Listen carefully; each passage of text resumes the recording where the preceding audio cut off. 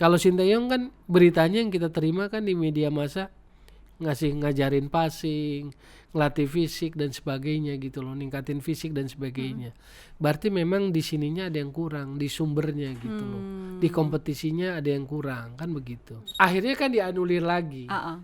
Menurut saya sih anulirnya ada benarnya. Kalau kita berproyeksi panjang gitu loh. Cuma kan berarti kan artinya sebagai organisasi PSSI ini nggak ajak sejak awal.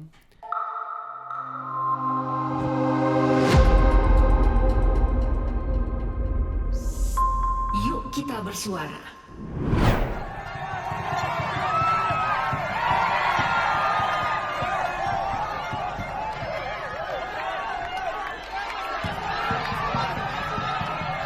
Oke, Bung Towel, ini sambil kita nonton ya. Ya. Sambil nonton live-nya nggak? Ada live-nya waktu itu? Ada live-nya waktu nonton. itu kan. Ini waktu nonton. Ngeliat menang lawan Nepal, ya fantastis, biasa aja atau apa gitu? Lawan Nepal menang sih wajar lah ya. Ya wajar. Bahkan lah. harus menang. Gak ada pilihan. Cuma kan kemenangan ini jadi tiket menentukan gitu. Itu poinnya kan itu.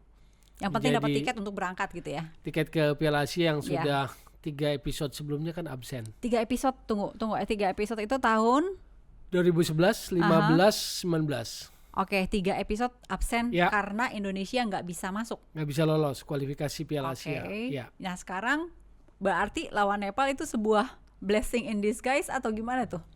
Iya, boleh dibilang blessing karena satu grup dengan Nepal cukup beruntung karena kan begini. Ini kualifikasinya kan bareng dan kualifikasi Piala Dunia.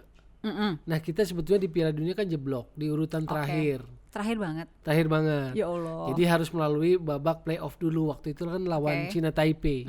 Setelah lawan Cina Taipei baru ikut grup ini nih yang ada Kuwait, Jordania dan Nepal gitu loh. Itu struktur apa rutenya begitu gitu loh. Kalau seperti Vietnam yang bisa runner up grup di grupnya bagus waktu itu kan udah langsung lolos. Oke. Jadi ini salah satu jalannya kayak muter dulu gitu. Yes, kesini kan dulu. 24 finalisnya Piala Asia tahun depan, 13 udah dapat. Nah, yang 11-nya nyari lewat jalur kemarin. Termasuk kita harus ke Kuwait salah dulu. satunya itu. Iya. Oke. Tapi ya udahlah, sekarang berarti udah yang penting udah masuk dulu ya. Sampai dapat tiket dulu gitu ya. Ke Piala Asia. Nah, betul. Ini kalau ngelihat Nepal lawan Indonesia emang jauh. Jauh. Harus bilang jauh lah. Kita udah main bola hebat katakanlah di Asia. Nepal kan belum apa-apa. Kalau bicara Everest, Kathmandu gitu lah. Airport yang sulit mendarat ya boleh lah Nepal gitu kan. Pemain bagus bola Nepal buat saya sih Rohichan kali ya. Oh oke. Yang Persija dan sekarang di Persik Kediri. Oh gitu. Ya itu udah Nepal bagus dibawa lagi sama kita. Iya bagus. Rohichan sih bagus kalau menurut saya sih. Jadi kalau pengenalan publik bola Indonesia pada sepak bola Nepal mungkin Rohichan. Oh oke. Ya. Oke. Nah sekarang udah masuk nih ya. Kans di dalam situ gimana nanti? Kita kalau secara ranking paling rendah dari 24 tim finalis. Ya pasti berat lah menurut saya sih perjuangannya. Karena kita kan ketemu jagoan Asia Barat, Iran, Saudi Arabia, Qatar kayak begitu kan. Lalu jagoannya Asia Timur, Jepang, Korea Selatan, Cina. Lalu Asia Tengah seperti Uzbekistan kayak begitu kan. Itu ya bukan lawan-lawan mudah lah. Artinya apa nih? Bukan lawan mudah terus Indonesia artinya gimana? Artinya makanya tahapannya kan paling tidak kita sudah ada di panggung Asia dulu lah kan? Bahwa kemudian di panggung berikutnya apakah kita bisa melaju ya mudah-mudahan berat sih. Sedih banget mudah-mudahan gitu. Kan sepak bola ada ukuran-ukurannya. Iya. Ada ukuran-ukurannya. Kalau kita bicara Piala Asia kan kita baru 4 kali lolos. 96, 2000, 2004, 2007 waktu jadi tuan rumah. Itu aja dari 4 kali lolos baru 2 kali menang. Satu lawan Qatar 2004. Satu kali lagi menang dari Bahrain 2007. Jadi baru 2 kali menang. 2 kali menang pun manusianya beda banget kan? Beda. Pelatihnya beda, kulturnya juga beda, dilawan pun orangnya beda-beda juga. Betul. Sekarang 2023 ya udah nggak bisa dibandingin lagi gitu kan? Iya. Kan si 2023 ini kurang lebih Kayak apa ya Bung Toel ngelihatnya? Harapannya paling enggak kan kemenangan ketiga bisa diambil dong.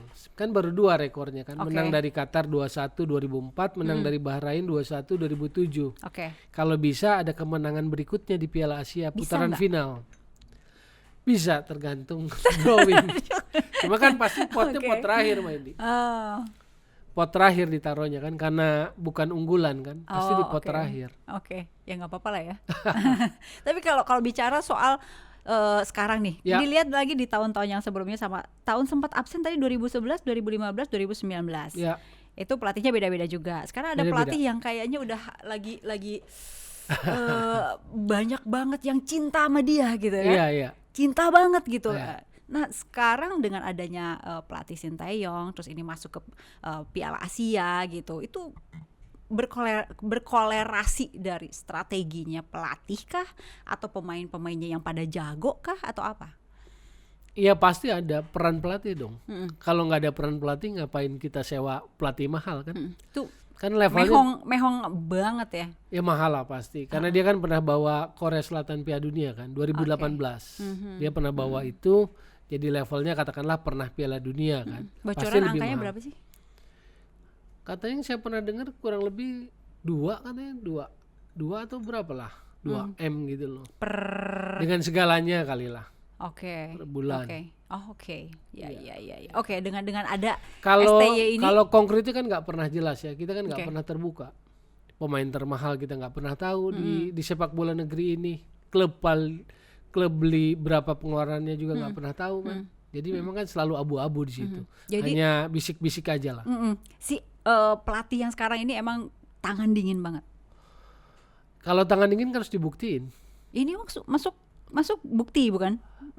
Bisa masuk salah satu bukti apa enggak? Oke, begini poinnya. Gimana coba? Ini sensitif karena buat publik bola. Publik bola mencintai Coach Sinteyong ini, Coach Sin ini. Persoalannya karena publik kehilangan percaya dan respect pada PSSI kan. Trustnya pada PSSI turun. Jadi apapun PSSI buat publik adalah negatif. Tapi Sinteyong adalah positif. Cuma saya mau padahal itu kan sebetulnya kan gede juga kan sebenarnya. Yang saya mau lurusin objektivitasnya. Kalau saya PSSI, saya hire pelatih bagus, maka ukurannya apa? Parameternya, kesuksesannya. Target tuh. Targetnya terpenuhi apa tidak. Nah, Sinteyong ini memang meloloskan ke Piala Asia, tapi di target sebelumnya nggak dapet kan. Di level yang lebih rendah ASEAN, AFF, Piala AFF dan SEA Games kan gagal.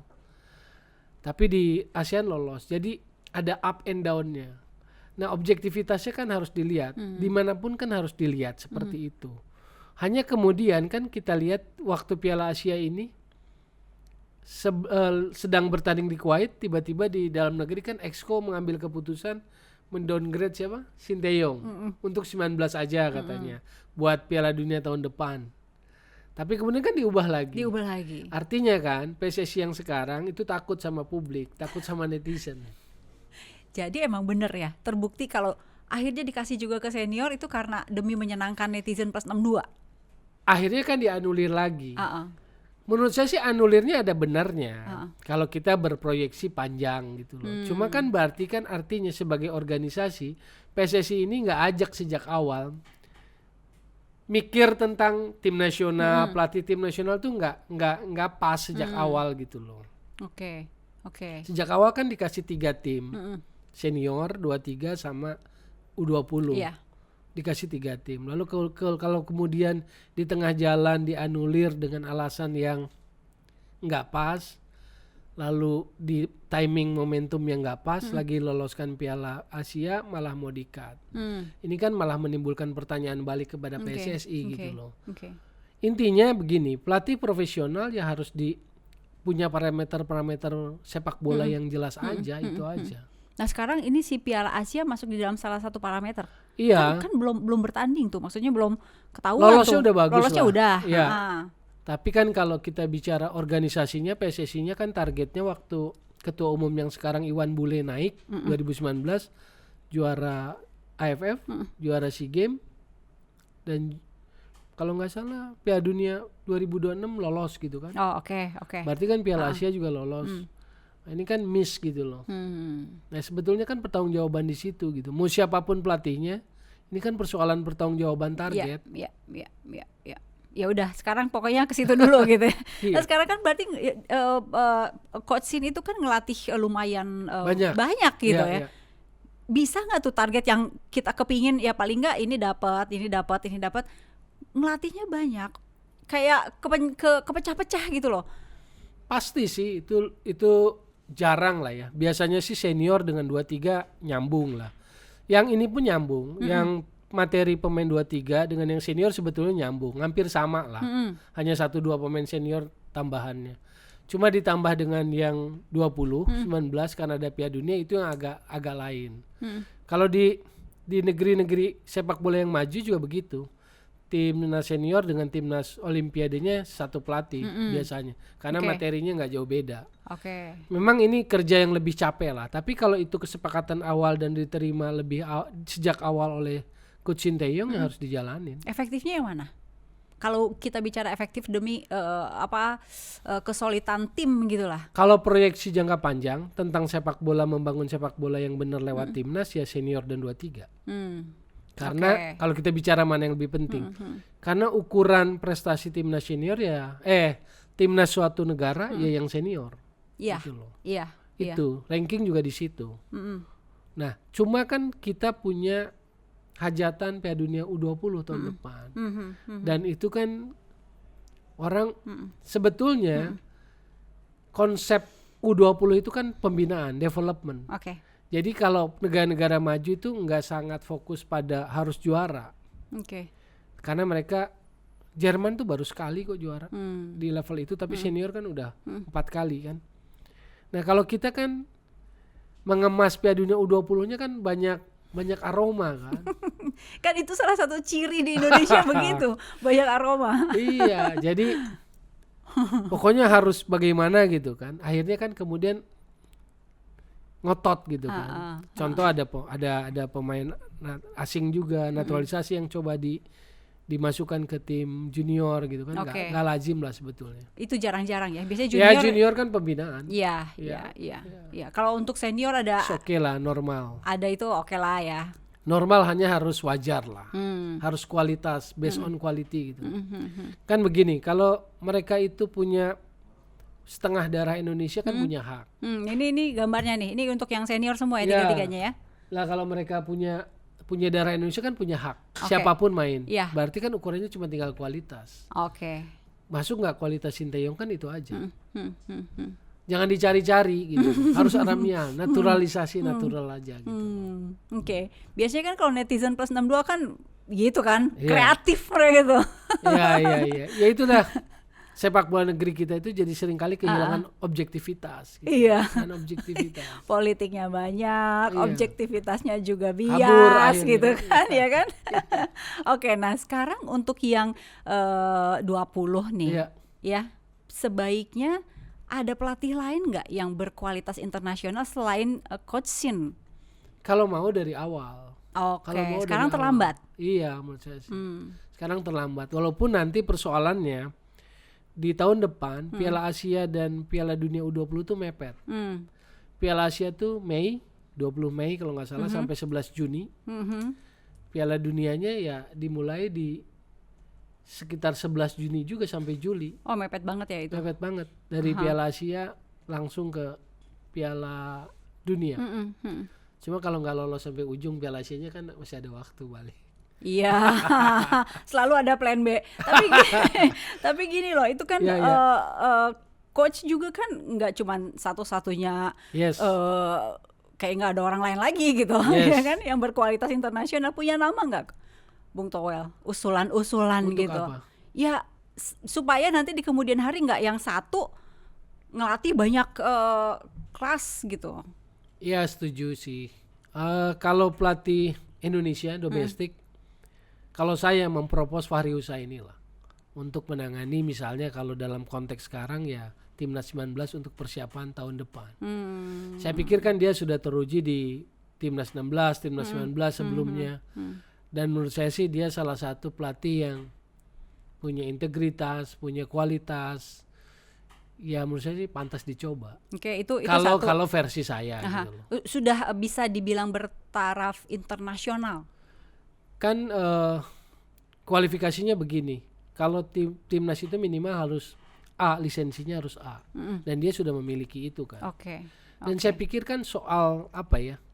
Ya kelihatan kan bagaimana buah kerjanya kan kelihatan dari Fahri sejauh ini gitu. Itu yang dalam negeri. Kalau dari luar negeri ada nggak nama-nama yang kira-kira perlu nih buat kita coba gitu?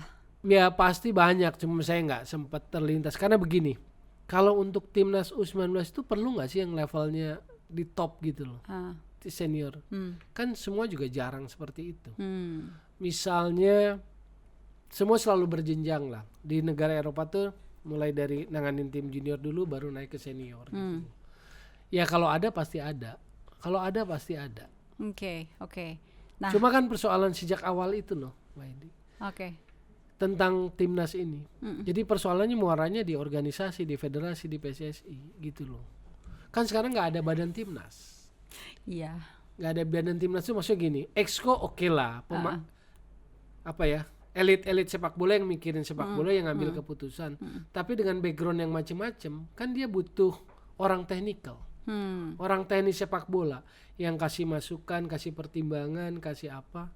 Lalu nanti dia exco sebagai yang tertinggi ngambil keputusan. Nah kalau sekarang kan nggak ada. Ketua umum, wakil ketua umum, sekjen kelihatannya kan yang ini. Lalu pilih Sinteyong. Sejak awal Sinteyong pimpin 3 tim, ributnya baru di ujung kan begitu. Harusnya dari awal ini ya. Dari awal. Sebelum dan ke dibantu oleh sebuah badan yang mensupport timnas itu, mensupport Sinteyong itu. Nanti belum lagi tuh di tengah jalan tiba-tiba Sinteyong di-cut, kelar kan selalu begitu kan, tiba-tiba berhenti, tiba-tiba ada apa ribut, berubah lagi kebijakan kayak gitu kan. Betul, karena proyeksinya kan jauh. Contoh Sinteyong kan gini loh. Sinteyong pelatih tim nasional. Di mana-mana pelatih tim nasional itu kan dia hanya akan memantau pemain kan. Dia lihat di kompetisi, dia pilih si A, si B, si C gitu. Makanya namanya selection. Seleção kalau Brasil kan. La Seleção kalau Portugal, karena pemain-pemain hasil seleksi, hasil pilihan. Lalu dia persiapannya kan nggak pernah panjang-panjang. Main aja, disesuaikan lawannya. Taktikal diturunin oleh pelatih itu. Kalau Sinteyong kan beritanya yang kita terima kan di media massa ngajarin passing, ngelatih fisik dan sebagainya gitu loh, ningkatin fisik dan sebagainya. Berarti memang di sininya ada yang kurang, di sumbernya gitu loh. Di kompetisinya ada yang kurang kan begitu. Karena timnas itu kan piramida paling atas ujung. Jadi bentuk sepak bola sebuah negara pasti bentuknya piramida. Dari bawah lalu yang paling ujung yang paling ujung adalah itunya, kremnya, elitnya, namanya tim nasional. Nah kayak gitu. Harusnya dari awal. Nah sekarang kan harusnya tim nasional, pelatih tim nasional kan tugas utamanya peningkatan kualitas aja, performa dan hasil, itu aja dituntutnya. Siapa? Misalnya Fabio Capello nangani Inggris, ya dituntutnya itu hasil sama performa. Di luar itu ya kelar mereka nggak memenuhi target misalnya. Cuma sepak bola kita kan fondasinya kan belum bagus, maka Sinteyong masih harus mau kerja, beresin passing, naikin kondisi fisik gitu kan, ributin masalah lapangan yang belum di booking kan sedih gitu loh. Pada ketawa ya. Gitu. Kalau di orang kan fondasinya kuat, maka atasnya blossom gitu, berkembang. Kan harusnya begitu. Nah, untuk bikin fondasi kuat itu bukan tugasnya Sinteyong. Tugasnya direktur teknik. Dan itu butuh waktu lama. Yes. Enggak dalam sekejap. Yes, karena doang. Filosofinya kalau pelatih tim nasional itu for the tomorrow. Jadi kita kerja untuk besok, berarti result yang ditunggu. Itu pelatih tim nasional. Beda aja dengan direktur teknik for the future, buat masa depan. Nah, jadi filosofi kerjanya aja udah beda. Nah, makanya sebetulnya yang kurang-kurang itu sebetulnya tugasnya direktur teknik yang namanya Indra Safri di PSSI. Tapi kerja kan? Kerjanya ngikutin Sinteyong. Harusnya benahin yang itu tadi, yang fondasi dasar itu, competition, pembinaan usia muda, kompetisi usia muda, peningkatan kualitas pelatih, bla bla bla bla bla itu. Seperti itu. Sehingga Sinteyong nggak perlu lagi ngeberesin passing gitu kan, ngeberesin fisik. Ini yang harus ngingetin supaya direktur teknik lebih membenahi pembinaan gitu, siapa yang harus ngingetin seharusnya? Sebetulnya dia tahu karena dia kan ikut FIFA course tentang technical director. Jadi dia ikut tentang FIFA course technical director, itu ada handbooknya. Jadi itu yang filosofinya ditegaskan. Pelatih tim nasional kerja untuk tomorrow, buat besok. Artinya result. Tapi technical director, direktur teknik kerja untuk masa depan, for the future. Artinya apa? Dia siapin semua itu, fondasinya. Iklimnya, environmentnya disiapin. Sudah tahu pasti. Wong bukunya ada kok. Nah, saya aja punya. Kalau sudah tahu, ya, yang menilai siapa? Ya itu harusnya exco kan, dalam membangun struktur organisasi dan job desk-nya itu kan harus benar. Cuman karena mungkin disuruh juga sama ketua umum untuk dampingi Sinteyong, ya yang itunya nggak dikerjain. Atau ada kayak semacam di bawahnya direktur teknik, dia yang harusnya lebih banyak. Untuk kepelatihan sih saya lihat ada pendelegasian ya ke asosiasi pelatih. Jadi untuk peningkatan kualitas pelatih, kursus pelatih, lisensi pelatih yang tangani asosiasi pelatih. Tetapi kan banyak pernak-pernik yang lain. Misalnya liga kita, Liga 1 kan klub-klub kita kan masih belum ada yang misalnya Liga Champion Asia. Kan itu harus jadi pemikiran. Bagaimana klub-klub kita bisa kompetitif di Liga Champion Asia misalnya. Jangan cuma AFC Cup. Bahkan di AFC Cup kita kalah sama Kamboja kemarin. Bali United juara Liga 1 kalah sama klub Kamboja. 5-2-5. Kan sedih dong. Bukan sedih apa ya. Yang kalah Bali United, yang miris kita semua gitu loh. Yang miris Indonesia gitu loh. Nah itu yang harus jadi bahan pemikiran direktur teknik itu. Kenapa Sinteyong masih beresin passing? Kan itu yang harus diberesi. Dia harus turun ke bawah. SSB-nya kah? Pelatih usia mudanya kah? Atau lapangannya memang yang kurang benar di kita. Jadi pemain kita nggak terbiasa passing bagus gitu loh. Dan infrastruktur, artinya kan bicara tentang infrastruktur, bicara tentang kebutuhan training center dan sebagainya, itu di area dia. Itu sampai kapan kita harus bicara di area ini supaya siap dan bisa langsung dilatih oleh pelatih? Kayaknya panjang. Karena setiap periode kok sedih sih dengernya? Karena setiap periode pikirnya shortcut aja kan, untuk kepentingan periodenya, rezimnya gitu. Padahal kalau mikir jangka panjang kan sebetulnya memberikan warisan sih. Iya. Nah, balik lagi ke Piala Asia nih. Ke tantangan Indonesia di sana gimana? Pasti berat. Secara sepak bola pasti berat. Karena lawan-lawan yang saya bilang tangguh tadi.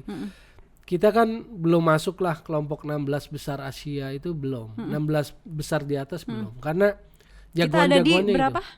Ini kan 24. Jadi sejak 2019 Piala Asia itu finalisnya 24. Kita di 24. Ya kita 24 masuk lah. Cuma kan top levelnya ada 16. Sementara untuk yang ke Piala Dunia itu biasanya yang ada di 8. Nah itu kan udah ketahuan tuh kan, ada Australia, ada Korea Selatan, ada Cina, ada Jepang, Qatar, Arab kayak begitu. Belum yang dari pecahan Uni Soviet, Uzbekistan dan sebagainya.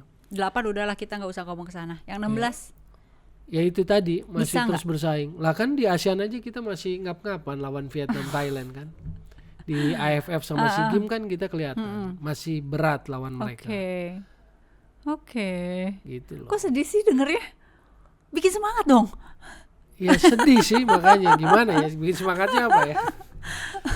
Ya apa gitu ya? Saya harus berbohong berarti. Ya paling tidak, Indonesia nanti bisa kok ke 16 kalau 1, 2, 3, 4 Ya semoga lah, semoga. Ya, cuma kan kalau dari potnya kalau kita pahami bola kan teknisnya udah ada drawingnya kan paham. Yang rankingnya terendah kan pasti ditaruh di pot terakhir. Nanti kan pot yang hebat-hebat dibagi gitu kan. Pasti kita akan ketemu lawan tangguh lah. Iya. Tuan rumah tadinya China, tapi mundur karena alasan COVID dan sebagainya, belum siap, jadi belum ditentukan. Mungkin Indonesia ngambil kesempatan itu. Repot ya, karena Mei kalau jadi tuan rumah Piala Asia terus dilanjutin Juni Piala Dunia, sulit lah, repot lah secara persiapan. Itu tadi kan yang mepet waktunya tahun depan. Mei ke Juni Piala Asia, Juni ke Juli Piala Dunia. Oke, itu untuk Piala Asia tuan rumah kita kayaknya agak repot ya buat Iya, menurut saya nggak realistis lah. Mepet dengan Piala Dunia U20. Oke, nah tadi aku masih penasaran kan, supaya paling enggak tim kita nggak di 24 banget gitu. Iya. Apa aja sih yang bisa dilakukan dan di-push gitu? Ya jangan 23 juga, ya paling nggak 20 ke bawah lah gitu. Ya agak bagusan lah di 16, maju terus. Apa aja tuh? Kayaknya susah banget jawabnya. Susah banget jawabnya. Karena timnas itu harusnya kan output. Timnas itu output. Prosesnya kan harus dijalani di bawah ini, yang termasuk kompetisi. Selama kompetisinya masih seperti ini, beritanya berat. Berat beritanya. Selama juara liga kita masih kalah sama Kamboja tiba-tiba dengan skor yang aneh 25, ya sulit lah. Sinteyong bukan pesulap. Dia dengan kualitasnya bisa meningkatkan kualitas timnas, oke lah. Tapi pasti itu shortcut. Maksud saya itu hanya periodik yang sesaat lah. 2-3 tahun bisa. Tapi yang sustainnya, sepak bola kita sustain terus gitu, seperti negara-negara maju, itu kan sulit. Karena kan harus didorong dari bawah. Klub-klubnya harus sehat, muncul pemain-pemain bagus, kompetisinya harus sehat gitu kan. Kompetisinya banyak curiga gimana? Banyak tanda tanya. Wasitnya, isu wasitnya masih sering kali offset tidak offset, ya kan berat lah. Kalau masih di level itu gitu loh. Isunya. Ya. Aduh, gimana nih? Lanjut nggak? Beresin rumahnya. Beresin rumah ya, beberes dulu gitu ya. Iya, beresin beberes rumah itu biasanya nambah yang bantu gitu kan, nambah ART. Kalau pengen cepat kan, asalnya ART-nya 1 misalnya, ART-nya 5. Jadi cepat kan beres-beresnya gitu. Ini apa bisa begitu juga kita? Enggak sesederhana itu. Karena itu tadi, ya mirip lah seperti situasi negeri ini lah. Apa ya, banyak aromanya gitu loh. Jadi kadang sepak bolanya cerminan ya. Ya, betul. Oke. Ya kadang kan di pemerintah juga keluar kebijakan A, publik ribut, revisi, ya kan? Itu terjadi beberapa kali gitu. Apalagi ketika bicara tentang kompetisi profesional. Jadi kepentingannya campur aduk tuh. Bisnis di sana, kepentingan sepak bola. Jadi siapa yang bisa menciptakan equilibrium sebetulnya? Equilibrium itu keseimbangan antara berbagai kepentingan itu. Di kita belum. Iya. Seronok gitu. Kasa seronok apa menor. Oke Bung Toel, aku sih pengen berharap ini Bung Toel diakhiri dengan satu kalimat yang apa ya, paling enggak semangat lah gitu kita menuju ke Piala Asia.